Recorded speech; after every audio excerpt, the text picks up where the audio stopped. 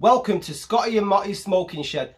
This is the part of the channel where we're going to discuss week in, week out, people that have made us ask this question. What the fuck are you smoking? You know the sort of people we are talking about. Anyone in the public sphere, public figures, celebrities, when you're scrolling through Twitter or something they've done in mainstream media that has made me question their behaviour. Are they smoking crack? Are they on the pipe? Are they taking spice? So I seen Mick Hucknall's tweet tonight and it made me ask you, Mick, what the fuck have you been smoking, mate?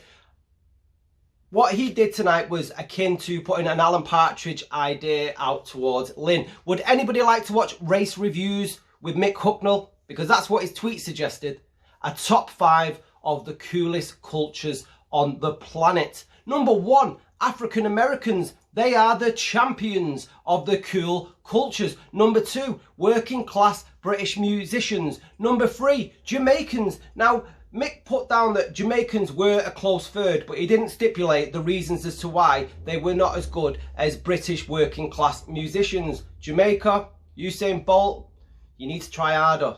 Maybe if Bob Marley was still around, Mick might have bumped you up to number 2. And then number 4 was Jewish Americans, followed by what I was completely surprised by, flamenco gypsies. Now, I'm not knocking anybody's taste in music, diversity. It's 2020, we're all here for that. I wasn't expecting it, but you know what? If Mick likes flamenco gypsies, if they're number 5 on the coolest cultures towards him, then that's fine. You know, crack on. If you're going to go down this road, you may as well have a fucking list. But there were factual inconsistencies. Let's start. Number 2, he actually put down names and examples of these cultures. And so like number 1, we had Dr. Dre and Curtis Mayfield. Number 2, we had the Sex Pistols and the Beatles. But Mick, I hate to break it to you, mate, and I hate to piss all over your parade. The Beatles were not working class, mate. John Lennon and Paul McCartney both went to art school. They were well off. They weren't little chavvy scousers back in the 60s. Do your homework. I don't know, maybe that means that Jamaica, once he realises his mistakes, maybe they will get bumped up to number 2. And then number 4 were Jewish Americans, followed by the red herring that was flamenco gypsies. Now, he gave examples for 1, 2, 3 and 4. And as I said, I was intrigued. I would like to know more about why flamenco gypsies are, you know, make the top 5 in Mick Hucknall's race reviews. And I was hoping for some names that I could Google and search. What did he do? He Googled a picture of the top 20 flamenco singers. The best of. The front cover. There was no names in it. It was so pixelated you could just make out the title of the actual CD. Give us some examples. What makes flamenco gypsies better than any other cool cultures? Further on in his tweets, he was all cocksure and said, I know I am right in this. And don't worry, Ireland, you made the top 10. I don't know where in the top 10, Ireland. I mean, if you're from Ireland, are you happy that you're in the top 10 but didn't make the top 5 of Mick Hucknall's race reviews?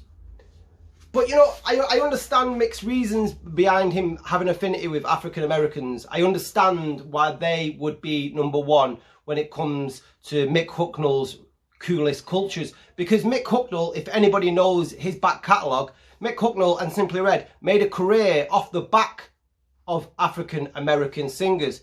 You go through the majority of Simply Red's hit singles and they are all near enough covers of something that came from Motown or that era. I understand that reason because, you know, if it wasn't for African Americans, then maybe Mick wouldn't be shagging supermodels and be as rich or successful as he is now. But there's also another reason. There's also another affinity that Mick Hucknall said once upon a time. And this one will really fucking shock you because I only read it after I was doing research for this little segment of the show. Mick Hucknall feels that he has affinity with black people because with the plight of the black man.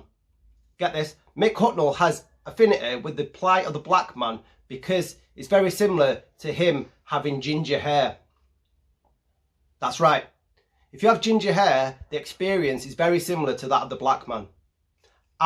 Personally, I don't see any correlation.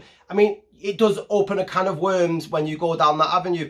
He obviously has a lot to say on race issues. The first question that comes to my mind when we're talking about ginger people and black people struggling through their experience, the first question I ask myself is, fuck me, how hard did Wesley Brown have it? So, welcome Mick Hucknall. Welcome to the Smoking Shed.